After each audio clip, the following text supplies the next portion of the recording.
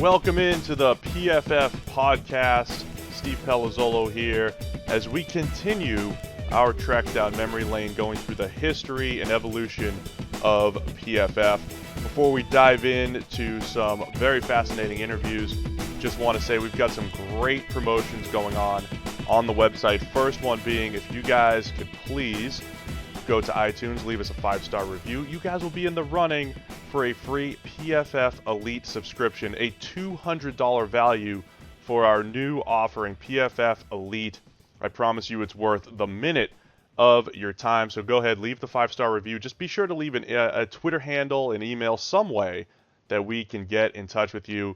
And then you get the PFF Elite product. Has our award-winning fantasy services, the same stuff that I used to win multiple. I won multiple fantasy leagues last year using our insights. We have an outstanding NFL draft product coming out as well. Not only the 2017 version that's from the 2017 draft, but looking ahead to 2018, we've got some great stuff in store there. And then with Elite, you get our signature stats, PFF signature stats. Our fans have been begging us to bring signature stats back for years now. They're finally back on the table. So you have a chance to win that product, $200 product, for free, all just by leaving the 5-star review. So please go ahead and do that.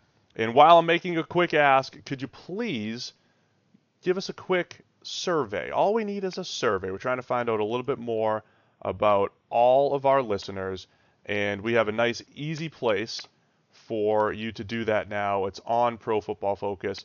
It's profootballfocus.com/surveys. All you have to do is go over there, click the Pro Podcast, and this one, I promise, will only take 20 seconds of your time. That's it, 20 seconds.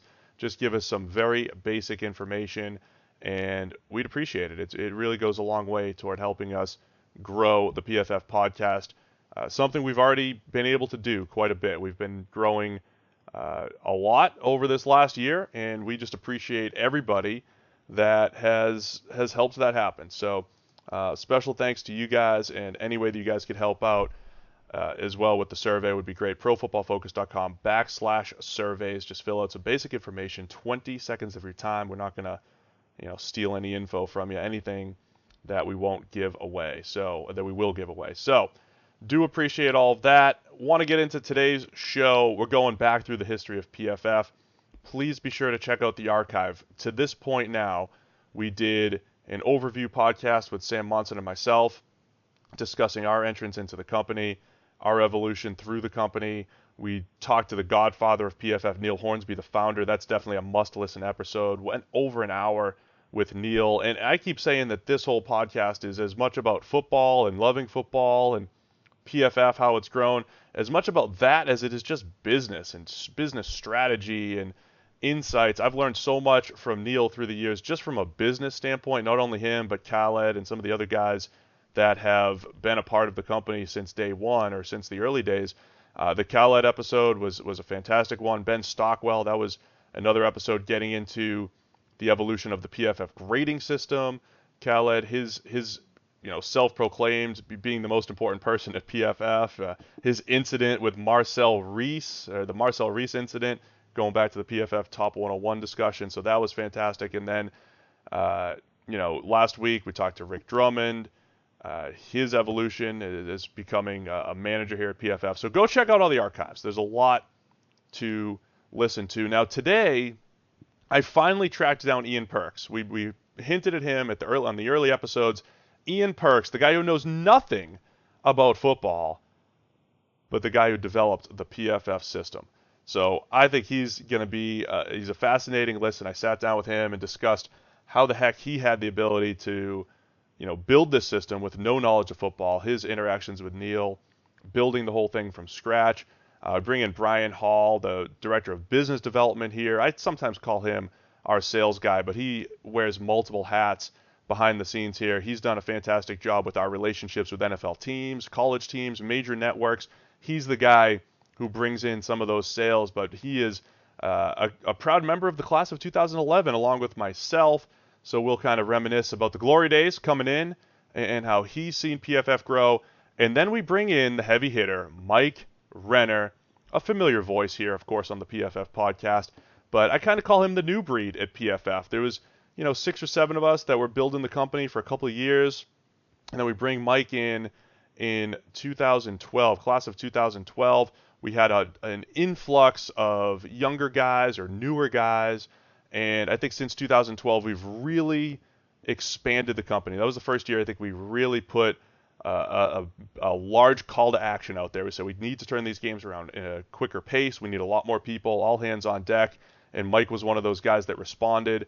And he has really grown so much here through the years, becoming one of our top analysts, one of our more forward-facing type of figures. Of course, a fixture here on the PFF Pro podcast. So we got a loaded show. We're going to go 3 straight interviews with Ian Perks, Bryan Hall, and then Mike Renner, capping it all off. So we certainly hope you enjoy our run down memory lane, discussing the history of PFF as we continue, starting with Ian Perks.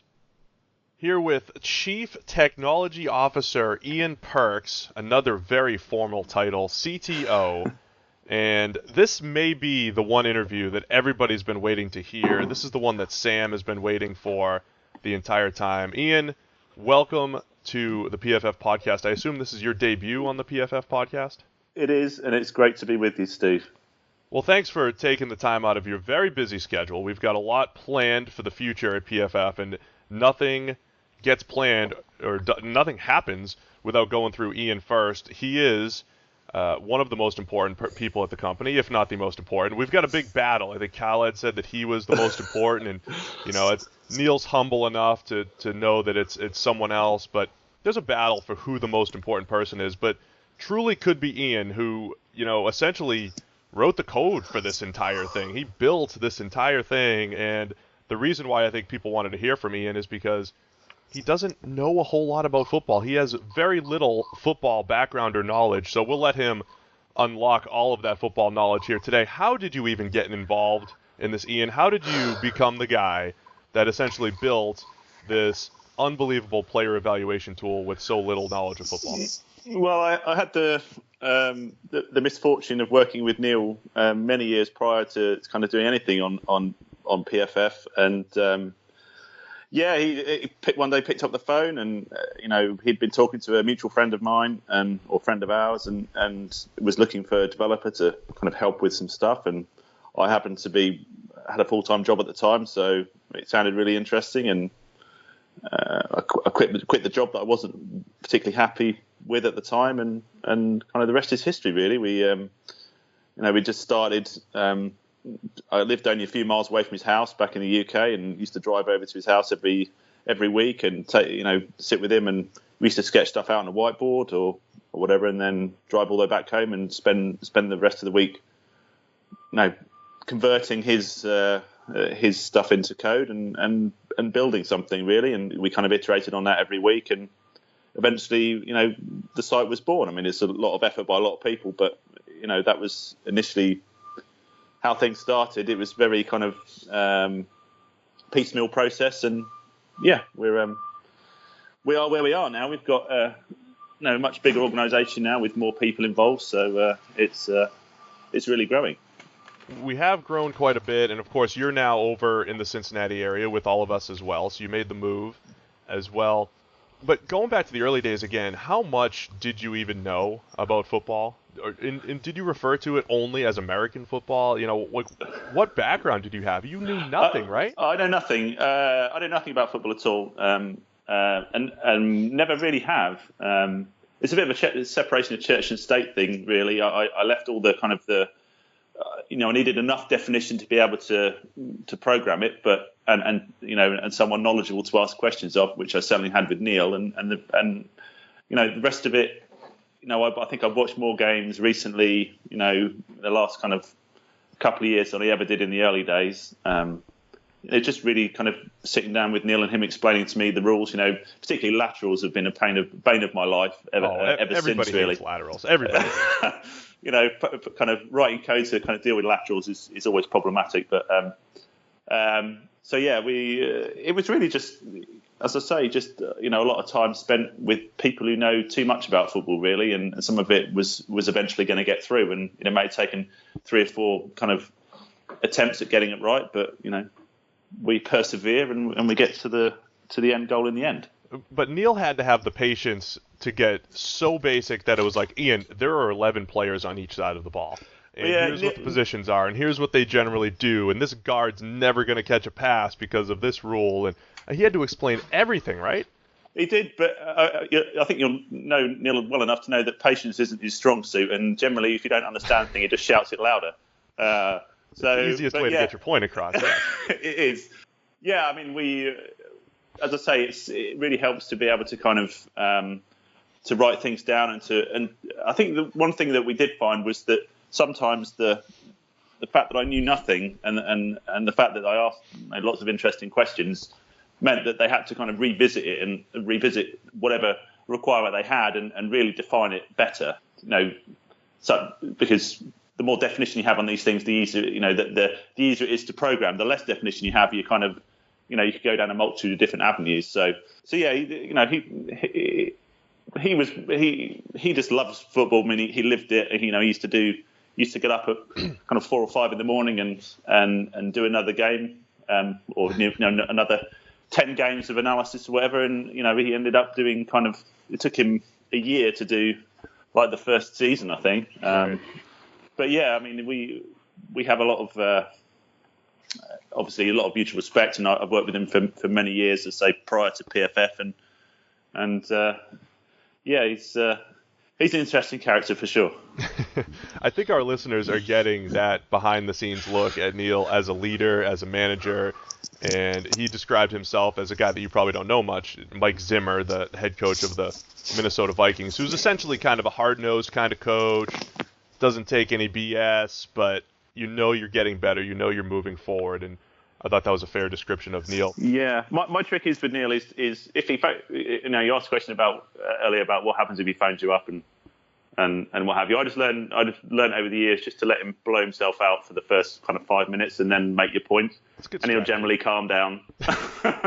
If you let him rant, if he starts ranting at you for any longer than 5 minutes, then it's a serious situation. But generally, I just let him blow off steam, and then I give him the facts as they are. So. We did estimate that about 9 out of 10 Neil calls are for, something slightly negative or what went wrong here, what's going on here, and then 1 out of 10, it's like, hey, good job, man.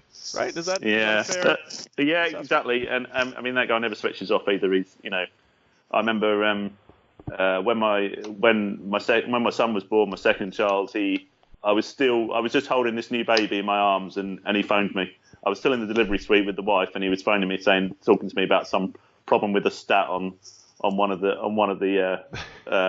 pages of the site, and I was like, I'm a bit tied up, but I did pick up the phone, and I think that's the other thing. He really, he likes that immediacy, and if you leave it 15 minutes, he just kind of gets, it just kind of it's like a kettle really, and eventually he'll just blow some steam at you. But yeah, I remember that. I mean, my son's 3 days older than yours, I believe it is, and they actually did give me a day off back then. Apparently they didn't give you what, an hour off. I mean, I had the mistake of having the child in season.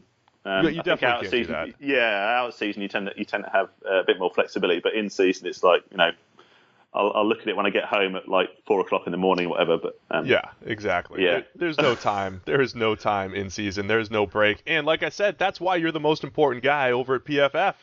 Every little change has to go through you, and that's why you moved over to Cincinnati and jumped in. So yeah, no, we're loving it over here. It's been a big change for the whole family. But yeah, we're getting our feet under the table now. It's been almost a year.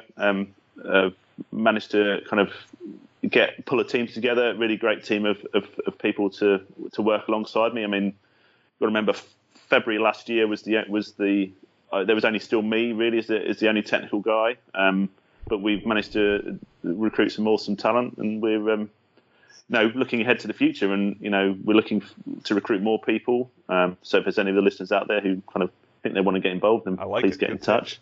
We're doing some interesting stuff, lots of technology, new technologies and cutting edge type stuff. So yeah, we're and also with moving to the new office, that's going to be huge and give us a new environment to work in. And yeah, we're super excited about the start of the season. We've got some new stuff coming along. So yeah, it's going to be exciting. I'm certainly excited. Yeah, and the IT team has grown immensely. So yeah, if there are any listeners that want to get involved, feel free to reach out. Ian's the guy that gets to put my crazy ideas to action, and all of the football guys, we come up with all these fun ideas, and Ian's the one who kind of processes them and figures out how we actually get from point A to point Z. Let me ask you this: football knowledge now. What do you know? What have you learned through these 10+ years? What do you know? Do you have a favorite player? Do you have a favorite position? Just what do you know about football? As I say, not particularly. No, I don't watch many games. Don't really have the chance. Got 3 children. They take up the bulk of my free time. No, I generally watch very little. I might watch a quarter or a half or whatever, but I don't generally watch the whole game. But no, I don't really follow a particular player or anything. I mean, I'm more of a rugby or a cricket man. If you ask me rugby or cricket, I might know a bit more. But all right, let's talk some cricket then. Who's your favorite cricket person, player, bowler, whatever you call those people? Who's your favorite? Who's your team? We'll give you 30 seconds for the Ian Perks Cricket Hour. I mean, I only really follow Test matches. I don't really follow the county scene back in the UK, but so I follow Test matches. Obviously, I'm an England fan, and I think over the years, one of the kind of favourite characters and favourite players was an Australian, funnily enough. But I really like watching Shane Warne bowl. He was certainly in his early years, he was just like unbelievable. He had so much variation in his bowling, and something always happened. Him and Graham Swan, I think, were the 2 kind of spin bowlers that I really, really kind of like watching. Swanee always used to make stuff happen in the first over, but yeah. There aren't that many cricket fans out there. It's probably I know Ben, one of the other our director of analysis, I know who'll be listening, but. Other than that, I don't know anyone else in the US or in PFF who likes likes cricket other than perhaps Neil and Ben. But yeah, well, I assume all of our listeners are on the same page with you there. They love those 2 bowlers as well. Let's tie it all together. Anything just to wrap it up? Anything you want to say to our listeners about PFF as a whole, what we've done, where we're going, and I know you've mentioned some of the excitement what we have going forward with the IT team growing and what you guys are working on. Yeah, I mean, I literally just got off a call this morning with one of our guys who's looking at the next the horizon for PFF and the next kind of 3-year strategy, which looks great. I mean, there's some really interesting stuff on there. So that's going to be huge. Obviously, we've got a new site that's going to be launching in the next kind of 5 to 6 weeks. That's going to be huge as well. That'd be great. And we're moving a ton of stuff under the scenes, behind the scenes, I should say. We're doing a lot of interesting technology. So if there's guys and girls out there who are doing anything with, got AWS knowledge, and we use AWS heavily, so that's Amazon Web Services. If you're using Phoenix and Elixir, or you want to get into that area, you've got some sweet skills, then we'll be interested to hear from you. I say we're Cincinnati based, looking to recruit in that area. So yeah, anyone who has some interest in that kind of stuff, then please look us up. Fantastic. Well, I appreciate it, Ian. Again, perhaps fighting with Khaled for the most important person over at PFF, making the whole thing run. And we got a little pitch for hopefully get some resumes sent in from our millions and millions of listeners. So thanks again for taking the time, Ian, the guy who put this whole thing together. Here with Bryan Hall, our Director of Business Development, although I affectionately call him our sales guy because he's the guy who goes in and secures our sales. He claims that there's much more to his job, but we'll let him explain. But Bryan is a key figure for us behind the scenes, working very heavily with all of our NFL team customers. He's the man that has helped secure now our 28th team as of this call, I believe it is. Is that right, Bryan? 28? That's correct, Steve. Yep. So we're at 28 out of 32 NFL teams. Bryan has been instrumental in securing all of those deals, and he is a proud member of the class of 2011 here at PFF, the greatest class of all time, led by me, followed closely in second place by Bryan, because we both came in to the company at the same time. So welcome to the PFF podcast, Bryan. Thanks, Steve. Well, it's good to have you here. Let's get into your background. Like I said, you do a lot of the hands-on discussions and interactions and negotiations with the NFL teams, college teams, major networks, a lot of the big stuff that we're doing. How did you eventually end up at PFF like I did in 2011? What were you doing before? What led you here? And give us a little bit of that background. Well, 2011 was definitely a banner year for our company. As you suggested, arguably the best class to come in. I was always I was always in your shadow, Steve. A big shadow at that. But the entire class was. It's tough. It's really tough to live up to my greatness. Well, actually, I think that was part of what drove things was having you out there in front of me, always keeping me moving forward and realizing I needed to do more. A lot of that I think everyone's kind of familiar who's working for PFF. There's a friendly level of competition, and I definitely saw you as a competitor, Steve. No longer, whatever it takes. Yeah. But yeah, that was 2011. I had always been an avid fan of the site, and just always wanting more out of my football news and information. Was a big fan of our writers back then, Khalid and Sam and Ben and Neil. Just I ate up everything they could get on the website, and when the opportunity came, to join up and do some player participation, I was really excited to get involved, and things kind of took off from there. So you did some player participation in 2011, and I believe you trained to become an analyst. And just so that the fans know, our millions and millions of fans know, that we don't just let anybody grade games. Can you just give us a little bit of background in your analysis training and how that went? Yeah, it went stellar. I think I think things were rigged from the start, but apparently my accuracy levels were not up to par. So I did not make the final cut. Bryan failed in our analysis training multiple times in multiple off seasons, but we did find a role for him. And again, that was the director of business development, taking us from essentially 0 NFL teams, maybe 1 NFL team, now to 28. So at least we put you in position to succeed. Not everybody is cut out to grading games on a play-by-play basis. Yeah, and I think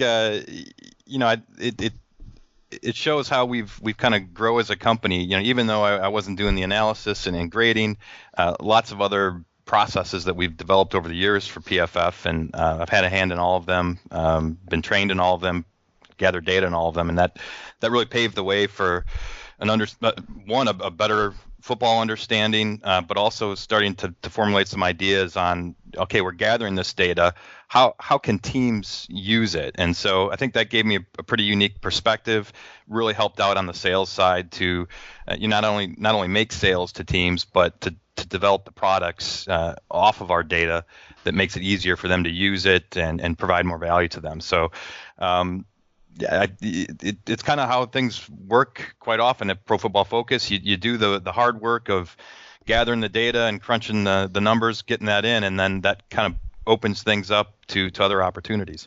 Yeah, I think that does sum it up well. That has really been, kind of the path for all of us, right? We all came in doing player participation, and I think, for everybody that's followed along and gone through the last few shows, that's, from Neil on down, everybody did player participation, and then we all kind of evolved and grew from there.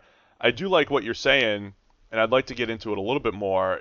There was a point where we didn't have, besides the data, we didn't have a ton to offer our NFL team customers. It was just, here's the data, you guys figure out what to do with it. Here are some grades, and when I say data, I'm talking, 140, 180 columns worth of data per play. I mean, it's a ridiculous amount of data. And one of my favorite parts was a few years back when we started to really interpret that for teams and put them into tools and make that data useful. Can you discuss that process? Because like you said, you had a big hand in that by understanding all of our different data collection processes and how they should be visualized, how they can be used. And I do think that's what gives you the advantage when you sit down with an NFL team, is just really understanding what we have to offer. Yeah, I mean, I think when we those early years, we kind of saw ourselves mostly as kind of this a website. We had some unique perspectives. We had a good connection with the media, and the teams were kind of a side business for us. And, I think we felt like we didn't feel like we could come in and say, hey, this is what you should be doing. It was, hey, we've got this great data set, and you guys know better than us what to do with it. And so we just it was like, hey, here it is, do with it what you want. And, we had some success with that, but the more feedback that we got from the teams, we realized that you can't dump 180 fields on someone and say, have at it. I mean, we may not know as well about the football application, but we know our data. And so, things just kind of evolved. The more feedback we got, we realized that, hey, we've got some unique perspectives. Teams are interested in our opinions on how to use our data. And so, through that combination, we just kind of developed products, develop ways for our data to, a key one was getting our data connected to their video systems in a more refined way that, just made it easier for teams to use us and for them to get more value out of it. The video component to it definitely seems like the biggest thing for NFL teams. I mean, they could pull out, here's every time Des Bryant ran a slant. Here's every time he ran it against, off coverage. And here's every time Tom Brady was under pressure in under 2 seconds, and pull up those plays and watch them, 15 plays, 100 plays, however many it is. And that has really, really streamlined, I think, NFL scouting processes and their preparation. How have you seen? I asked Rick Drummond this on last week's podcast. How do you see, because you've had interactions with all 32 teams, how differently do they use the data and the information? Again, without getting into too many specifics or calling out any teams, I feel like I've seen teams that are just at different levels of either usage, understanding, motivation, I guess, to use certain things. How differently do all 32 teams use this stuff? Because I think fans just think, hey, analytics, this is what it is. But I've seen a very unique perspective team by team. How have you seen that in all 32 teams? How has it been different? Yeah, I would agree with that. I mean, from team to team, it's different, and it kind of breaks down in two primary ways. The first one is just whether they're getting our pro data only, or if they also get our college data, and then that also kind of fits in with the different parts of the organization that might be using us. So there's some teams where it's more of a front office thing. It's about player evaluation and pro players and college players. And I think for them, there's interest in our metrics, the unique perspectives we can provide there, but there's also the interest in being able to watch film more efficiently and study a player. And we've built some tools and are collecting data in specific ways that make it easy to do that. There are teams that are a little bit more focused on the coaching side, and for them it's less about individual players, and it's more about the other data that we're collecting on a play that help them find tendencies on their opponent, help them to identify tendencies for themselves, help them watch film more efficiently as they prepare for their opponents. And so, it really, there's different dynamics at different teams as far as how the coaching staff and the front office work together. And in many ways, that kind of affects the relationship we have with the teams and the way that they use us. So it really varies from team to team. Most teams now have an analytics director who kind of handles those sorts of things, but different teams have different, as far as how when they bring the data in, are they using our tools? Are they using our raw data to build their own applications and scouting tools? And that varies across the board. Some teams have invested a lot in that. Some teams rely exclusively on our tools to visualize our data.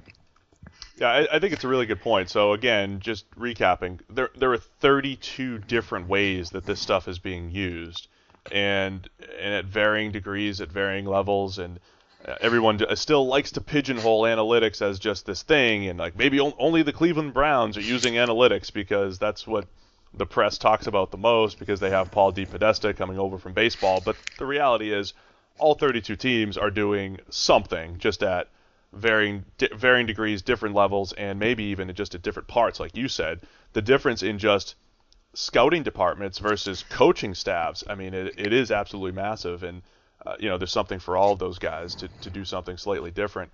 One of the ways that I like to go back and look at our progression, so to speak, is the NFL Combine, which is essentially, that is the place where vendors essentially get a chance to sell products to the NFL. We're no different. That's kind of our big week of sitting down with NFL teams and showing them what we have, showing them new stuff, showing them our data, how we've evolved, and all that fun stuff. How different is the NFL Combine for us now versus 2013? I believe it was the first year that we went there. You and I went along with Neil, and I told the story on a previous podcast. We had one room, and you came in for a couple days. I tagged in, you tagged out, you went home, and I took the room with him for the next couple days, and we just didn't. I don't even know if we had a plan. We just kind of showed up. How different was 2013 compared to 2017 at the NFL Combine? Well, I think we had a few media contacts that we were going to meet up with, and I had done some work. So that was my first year, kind of cold calling to a few teams. Most of the teams had no idea who we were, and a couple teams had kind of caught a little bit of wind. I think we had at the time 4 NFL teams that were taking our data. Not all of them were paying, and those that were paying weren't paying very much. But for the most part, the NFL didn't really know much about us, and had managed to get a couple meetings set up. A couple teams were like, "Hey, we do want to find out a little bit more about what you're doing," but it was pretty informal. We just kind of showed up. I remember meeting one team in the lobby, another team was at a coffee shop somewhere, and it was pretty informal. And then, like you said, you and I kind of tag teamed in the middle of it. I think we had to share a press pass to get into the combine. And Don't combine tell itself. That one. No, we didn't share anything. Oh, no whoops! Way. All right, we can edit that out, right? Yeah, of course. Probably not though. So yeah, far cry from where we were at. If you go back to this year, we were full bore, and I think we met with all 32 teams or close to, and we were nonstop. Hosted a big party while we were there, and had most of the teams attending that. So. Far cry from where we were just 4 years ago. Yeah, now it's multiple meeting rooms and overflow meeting rooms. You guys book 3 meetings at a time. I was overdoing my media stuff, but it seemed like you guys were busy, wall to wall, nonstop, Tuesday through Saturday. Which, again, I just think just shows how we've grown and the level of respect we've gotten within the NFL. The Combine has definitely changed from us. It used to be, hey, this is where we can go to try to introduce ourselves to teams and hopefully bring some new clients on board, and has pretty quickly changed to more of a customer service event. And now we're meeting with teams and coaches and staff at the Combine to just talk about, hey, how are things going? Here's what we've got new for you this year, and kind of more of a customer building, customer relationship type event for us. I talked to Gordon McGinnis last week, our special teams expert coordinator, and I've seen special teams coaches nearly brought to tears when we've presented to them some of the data we've collected. Hey, we're doing player participation on special teams, and we're going to tell you where these guys line up, and basically the 4 to 8 to 12 hours of work that you do on a Monday, it's done for you. Enjoy yourself. You can either do more work. Instead of just covering 4 games, you could do 8 or 12 games of study, which has been a game changer because the NFL, by nature, just because of time constraints, only looks at the last 4 games of a team when they're game planning. So we've kind of changed that. Or it's just, hey, you spend more time coaching instead of collecting data. I've seen guys nearly brought to tears in those meeting rooms, Brian. That's probably, as kind of a sales guy, obviously getting the deal and getting a new team on board is one of the more rewarding experiences. But I would say probably the most rewarding part of my job is that feedback, that exactly what you're talking about. In fact, I was just at a college customer of ours yesterday and doing some training there, and we were exactly like you were talking about, the special teams coach. We were looking at these new reports and new data that we're providing. And this guy's jaw just dropped, and he couldn't stop smiling. And he's like, "My gosh, this is going to save me, 5 or 6 hours a week of work. I can move on to other things. I can get to stuff I wasn't able to get to before." And that kind of feedback, I think you've heard some of it at the Combine as well, where we've got coaches just telling us like what a difference we're making in the weekly process for them. That really means a lot. Yeah, it's great. I mean, I've been stopped in hallways, and I've been stopped by agents, I've been stopped by coaches, guys who I don't necessarily know, and they're like, thank you, we use your stuff, or an agent saying thank you for being fair to my player who's getting publicity now who maybe wouldn't have before. I mean, so it is definitely fun to see us make an impact. I've asked some of the other guys that have been around the last few years, how have you seen, we talked about the combine growing, how have you seen the level of respect grow through the years? I think the early years when you and I joined in 2011, it was very much this attitude of, okay, we got to continue to prove ourselves and prove that not only is the data valuable, but the grades mean something and those are valuable to use. And I feel like it's gone from working really hard to prove ourselves to a much higher level of respect. How have you seen that kind of grow to both the NFL, media, and any other avenue since you've been here? Yeah, I think it's just kind of a better awareness of what we do. I think up front, most people thought of us as the guys that grade the players. And, I think that came with some negative baggage for some of the teams. Who are these guys to evaluate my players? Are they football guys? How do they know what's happening in our huddle? And, that's evolved. Teams are trusting our grades more and more. They're using our grades to watch film. But there's still some resistance we get to that. But I think it's more about this realization that, hey, aside from the grades, there's 184 other pieces of data that we're collecting on their plays, and the accuracy at which we do that and the comprehensiveness is just unmatched. And there's just this realization that, this is a company that's providing a service that really no one else is, or if teams are doing it themselves, like you said, they're only limited to a couple games. I think we're just becoming more of a fixture as far as, hey, if you need data, these are the guys that have the data. Yeah, I'm with you on that. As far as you mentioned, the 184 fields of essentially what I call context, fields of context, and people have criticized us in the past for lacking context when it comes to the grade. And I always say it's in the database. The context is in the database. If you think that this guy's a better run blocker than that guy, that's fine. Our grade might say otherwise, but if you dig down, maybe it says he's better on outside zone plays, whereas this guy's better in a gap scheme. And that level of context is in there somewhere. It's in there to be pulled out that goes well beyond just the single one number that we throw out there for a grade.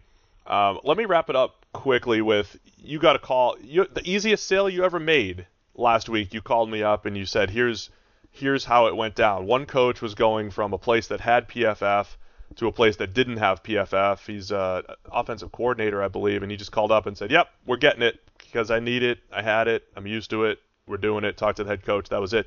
You get credit for that sale. You didn't even do anything.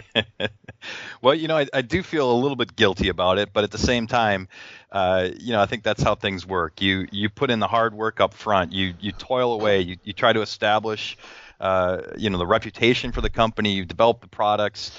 You get the people on board, and then you do all that hard work, and now things start to snowball. You get a guy moving to another team, and I've got to have it here, and that's what you work for. You do all the hard work up front so that some of that easy stuff comes later. Yeah, you take it. You take any sale you can get. One thing I do respect about you, Brian, just one thing. I've watched you work in meetings, post meetings, and I've mentioned this podcast is as much for, I think, football people and football fans as it is for people that are in business, interested in business, managing, whatever it might be. I see the detailed notes that you take after every meeting, and you have a very good feel for where we are in the sales process. Are we 20% there? Are we 98% of the way there? Each team is always at a slightly different spot, and I feel like you've had a really good feel for, here's what this team values, or here's what this company values, and here's how we're going to present it to them. Here's what we need to do to close the deal. So I appreciate you doing that. That's our business advice for the day, or my business advice is, those detailed notes and really understanding where each customer is and treating them slightly different. Let me ask you this. I got a couple other side questions. You are a former musician, maybe current musician as well, former aspiring musician. I believe you had an album back in the day. Can you tell me how many CDs have you sold? And what was the name of your one album, multiple albums? Inform our millions of listeners exactly what you did. And if you want to try to sell a few more too, feel free. They are definitely not for sale. They were, more of a vanity project. Had my own little home studio that I bought because I love to dabble in that stuff, and figured I had to put out something as a result of that purchase. So I threw that together, gave it out to friends and family for a stocking stuffer at Christmas. I don't know how many of those still exist out there, but at least my parents said they liked it, so that's good, right? Hey, that's all you need. A little bit of parental love for your CD and for your hobby. And your other hobby apparently is getting really, really drunk. I've seen this beer app that you have. I don't know the name of the app, but you had, at the last time we had hung out, you had rated what, 1,000 beers? 500? 1,000? Yeah, I think I'm up to somewhere close to 1,200 now. So straight up, you can't grade football players, but you can grade beers. You've got this detailed process. You put numbers behind it. You add notes. I'm sure we have some listeners that have this app as well. In fact, last year we were on a sales call together with one of the major networks, and like the discussion at the bar, you ran into someone else who was on the same app who was close to his 1,000 too. You guys were like best friends for life. He's probably a listener as well. But explain your beer app and your rating system, please. Well, I'm pretty. I grade pretty harshly. There's kind of big time beers and turnover and dump out worthy beers. Oh, that is beautiful, Brian. Oh wow, you know your host. You're speaking to your host right now. Of course, I invented the big time throw and the turnover worthy throw. That is beautiful. You might need to come back sometime. Carry on. Well, yeah, I mean that's pretty much it. You get to log your beer on there. I usually just kind of taste, swish around, and spit out, but occasionally I will drink a little bit more. Yeah, occasionally. I like it. Let's wrap it all up. Any just final thoughts, PFF, where it was, where we're going, anything else you want our listeners to know about PFF and your role and where we're going? Yeah, I mean, I think we both kind of experience the same type of thing, and we're always looking to add bright and promising people to the roster, and a lot of it is not just getting on board, but it's what you do when you get here. And there's tons of opportunities. This is such a huge database. There's so many applications that it's a matter of taking an idea and running with it. And our culture is very supportive of that here, and that's how you rise up in the company. You just you find something that works, you chase after it, you work hard, and that gets us to where we're at. I like it. That has been the recurring theme the entire time. It started with Neil. That was my one last question. When Neil Hornsby is calling, when you see the words Neil Hornsby is calling on Skype, first thing that comes to mind? You don't answer, do you?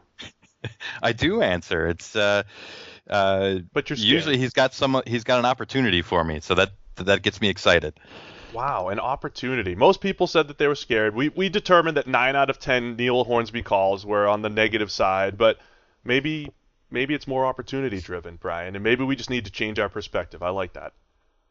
Neil, I think Neil's greatest strengths is putting people in a position to succeed, and giving them the freedom to do that. And so Neil's done a great job of doing that with me. And so when we contact each other, usually it's, hey, how are things going, and what's coming down the pipeline? And he's got a lot of usually coming to me with some good opportunities. Gets me excited.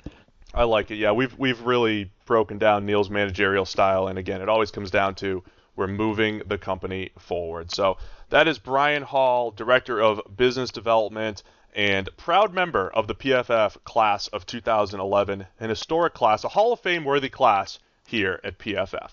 All right, we are now here with Mike Renner, a familiar voice, Senior Analyst Mike Renner, familiar voice here at the PFF podcast. We're bringing Mike on in a guest role on the podcast that he's always on. So, but that's what we're doing. That's how we're doing it. I'm interviewing Mike Renner to ask him his history and how he got to PFF. So, Mike, welcome to the PFF podcast.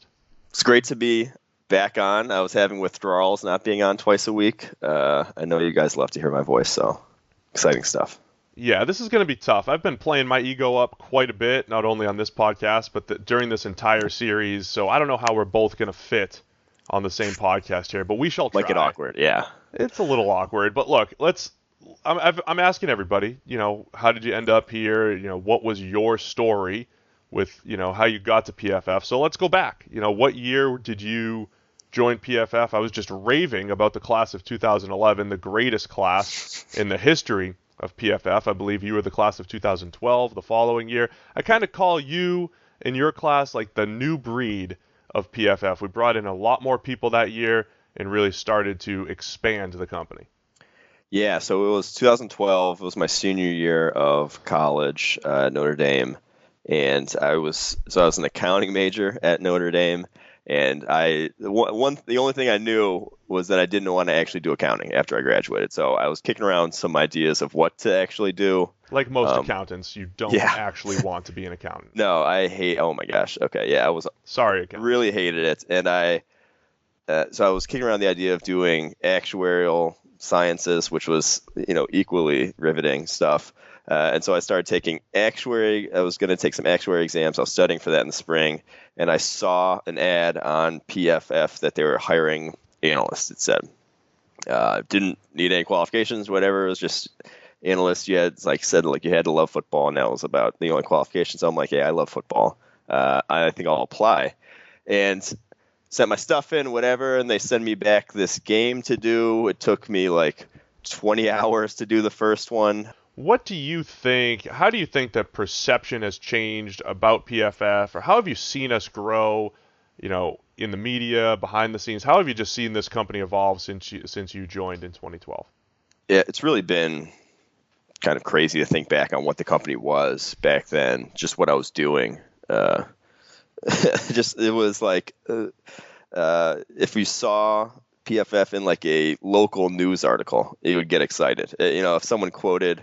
If a beat writer quoted PFF for like a snap count, I would be like, "Ooh, nice!" Or PFF getting the name out there. A local beat writer used our snap count, and that to me the first year was like exciting. Like other people would get excited, but it wasn't just me. It was for us that was big, and now it's like, oh, Skip Bayless talking about us. Well. It's so much more a fabric of everything that gets the whole football reporting business, the whole football media business. It's been so much more ingrained into people's vernacular at this point. Yeah, it has been fun to watch that grow. It's been a big part of it, to the point where people get mad at us because fans just kind of cite PFF and, well, this guy's graded well at PFF, and people who do their own hard work evaluating players say, I don't want to hear it. But, for us, I think our goal has always been to kind of establish our own system. And, there are different ways to interpret the system and take it. And, we've talked about context quite a bit. I think that's what the podcast is for, is adding that level of context, why a guy graded one way versus the other. I still think that is the most important thing when it comes to using the information. And that's why, Mike, I love PFF Edge and Elite, because it goes beyond just those grades. It goes beyond just getting that player grade. When you have Edge, when you have Elite, you've got the ability to kind of dive in and get that extra bit of context that we feel is so important when you're evaluating these players. So, and I think that I was just to hop in on you, I think that we've even gotten better in terms of not quoting our grades as gospel over the years. When we got on, it felt like we were a little defensive about our grades having to be right, people having to having to respect them. And now we kind of are take it or leave it. You either believe or you don't in the gospel of PFF. So I think we've gotten better at that, and better at not just using grades as our end all be all. We have so much more data that we collect now that's, we can make points in different ways. And I think that's been a big, help for the company as well. Yeah. And I was just talking to Brian about that. Brian goes in there and sits down with an NFL team, and a lot of times the teams get caught up in the grades. Like, oh, you called my left tackle bad. You said that my safety's average, or whatever it might be. And we say, look, there's 184 that Brian mentioned, 184 fields of data that add context to that. And the example I always use was the Sam Bradford versus Jameis Winston, their grades. very similar last year. I forget the exact numbers, but the construction of those grades were completely different. Where Winston missed a million throws, but he also had one of the highest percentages of positively graded throws in the NFL. So there's value in those, good throws, moving the chains, but he's also going to miss some open throws on 1st and 10 and 2nd and 10. And, versus Bradford had just a lot of, 0 or neutral grades in our system. He had a lot of big-time throws and a low percentage of turnover-worthy throws, but he just didn't have nearly as many positive grades as Jameis Winston. So I think that's why you saw the Vikings offense kind of disappear at times with Bradford at the helm. Now, ultimately, it may have, evened out to a similar grade, but they were very different players. And I just think that is where we can bring a lot of different value here. So anything else that you've seen just kind of evolve, and before we get into why you just have really, really bad hot takes and how that really evolved?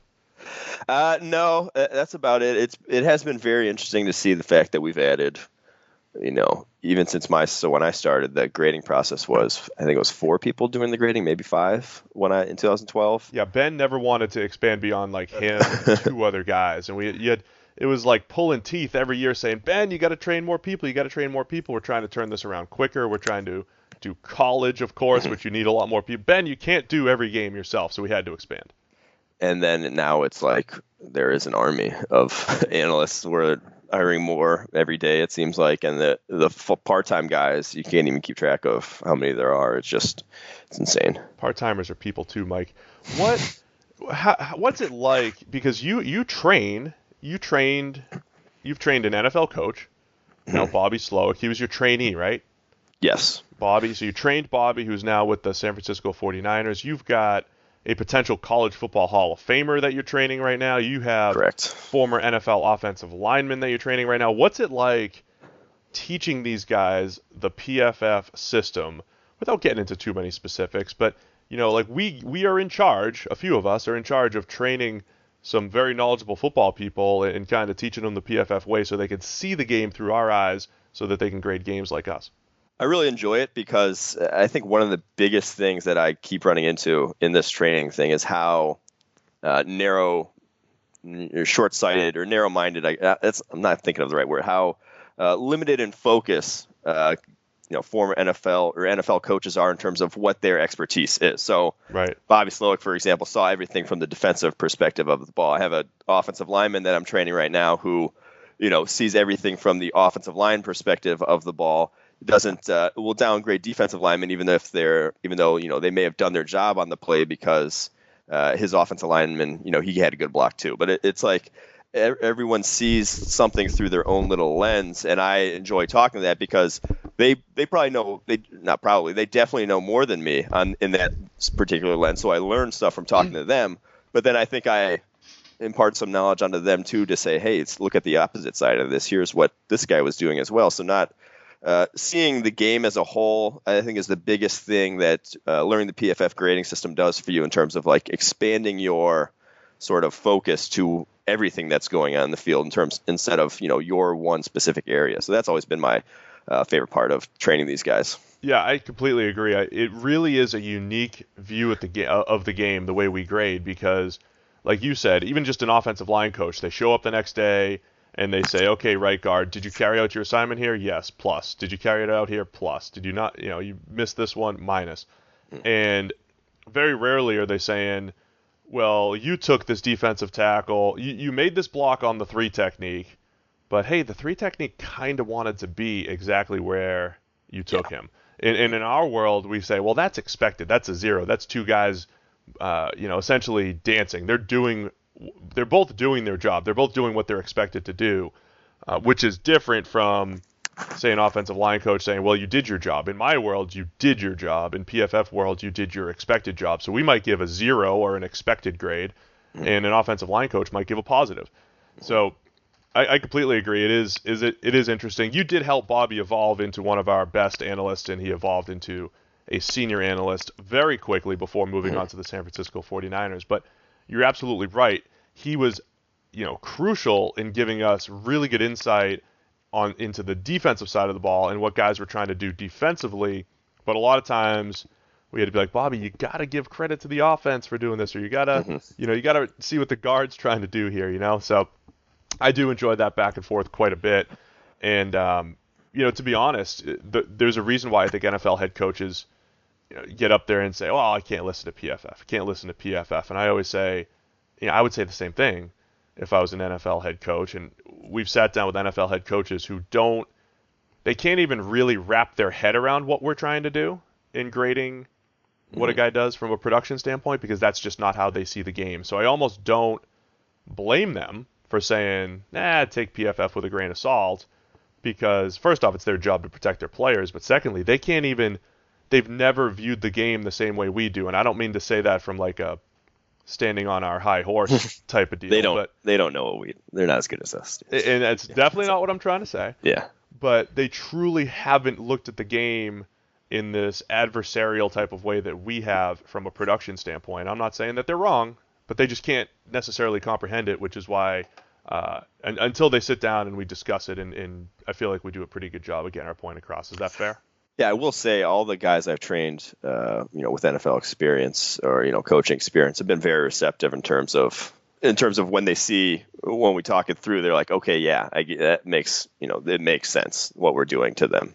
It's not just completely incomprehensible and, a crazy way of doing things. It's probably the best way to do it for something that we're trying to do in terms of, actually grading player performance. Yeah, absolutely. So again, I'm not trying to say that, hey, we're better than them. We've learned a ton. Obviously, Gunther Cunningham comes into the office all the time. I learn so much from Gunther every time he sits down.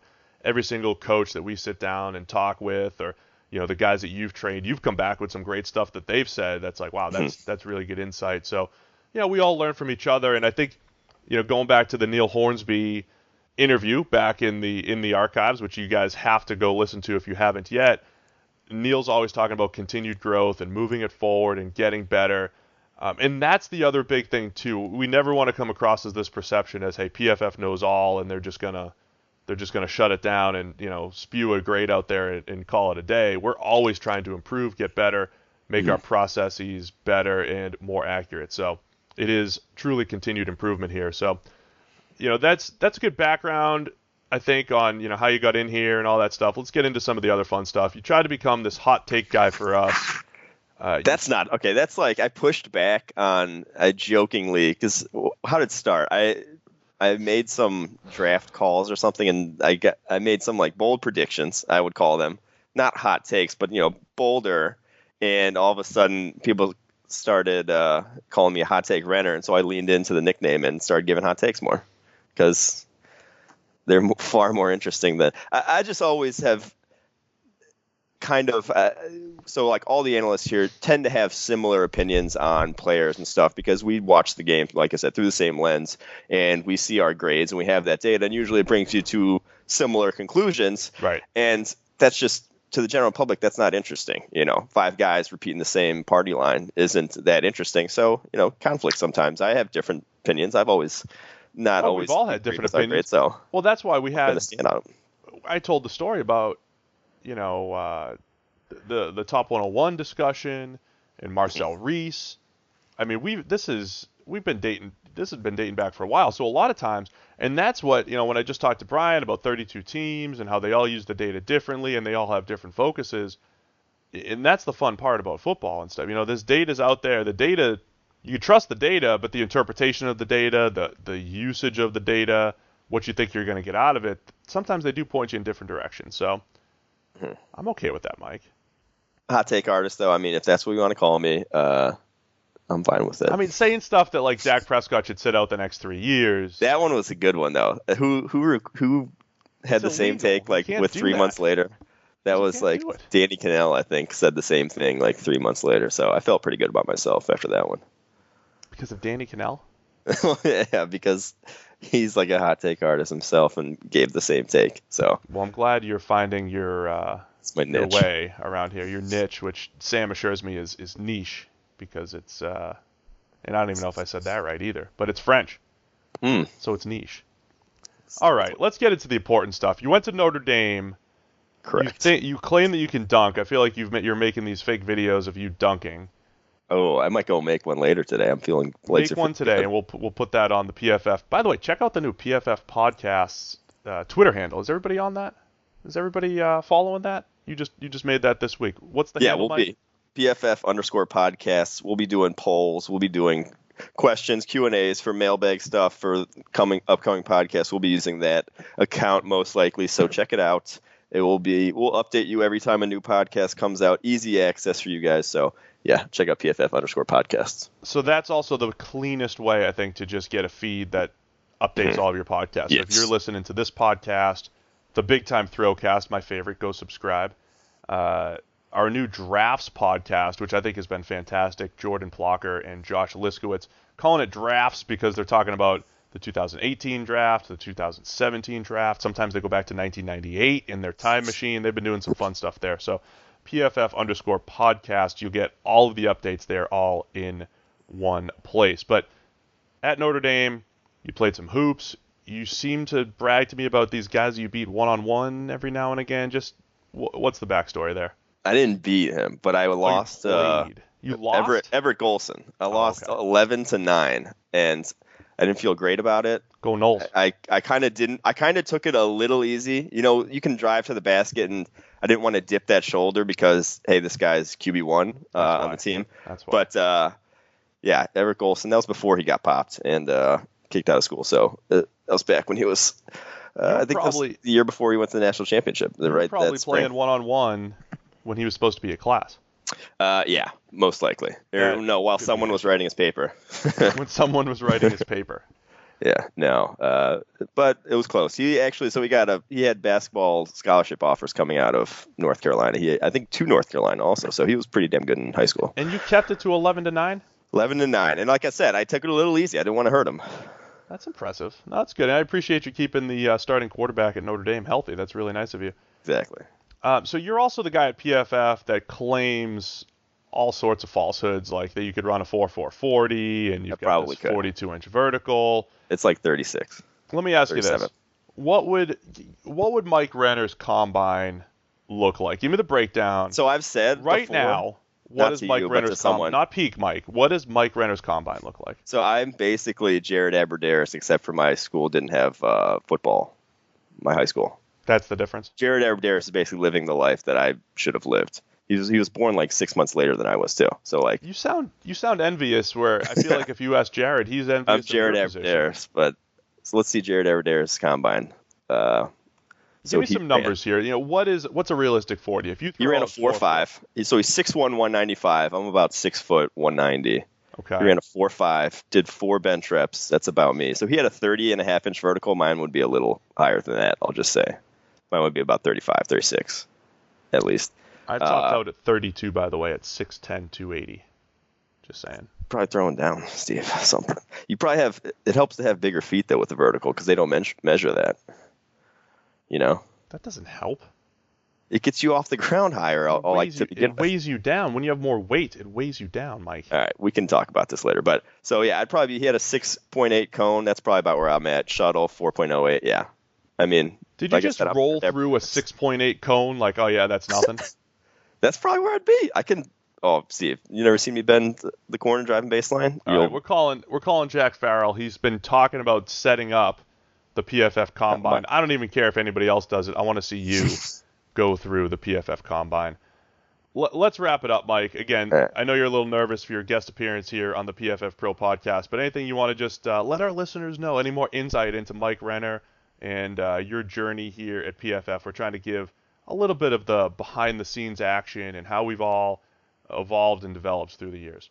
Any insights? That's very open-ended. That was on the spot. That was a little on the spot for you. I gave you a kind of a list of what we were going to talk about. This wasn't one of them, but I've been summing everybody up with just some general insights, where we've been, where we're going as a company, and what people should be keeping an eye out for. It's just really been fun to see. You know, I've had 5 years now of to look back and see 5 years ago where we're at, to think if we make that same sort of progress in the next 5 years, what it'll look like. You know, where we'll be. Will we have, you know, our own TV show? Will we have, you know, advertising all over CBS and NBC during games? I don't know what it's going to look like, but it's been awesome. And all the guys here are awesome. That's been one of the biggest things, is that it's the people here that are creating this. They work hard as hell all season long. So it's a good atmosphere to be in, I'll just say. Yeah, I think I agree with you there. I mean, it's definitely a unique individual that continues to enter the ranks of PFF and move forward in the ranks at PFF. And again, we point back to this recurring theme of guys that we all did player participation. We've all done whatever our basic level of data collection is, and we've all found our own niche along the way. There you go, Sam, from vacation. I hope you heard it.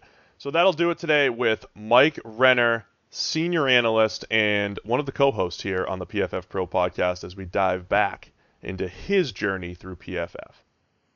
And that'll do it for us here today on the PFF Podcast. A lot of fun hearing from Ian, Brian, and Mike Renner. If you enjoyed their stories, please be sure to go check out the archive. There's a lot more there. Neil Hornsby, Ben Stockwell, Khaled, a lot of guys, Sam, everybody's story.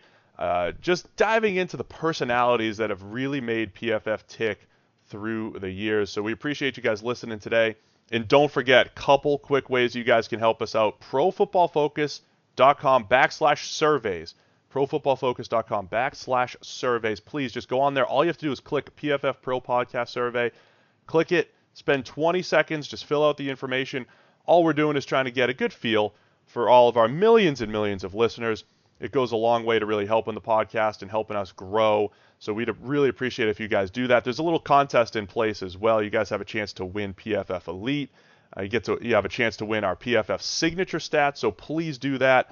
The other way that you could potentially win PFF Elite, our $200 highest value product, you go down to iTunes and you leave a 5-star review.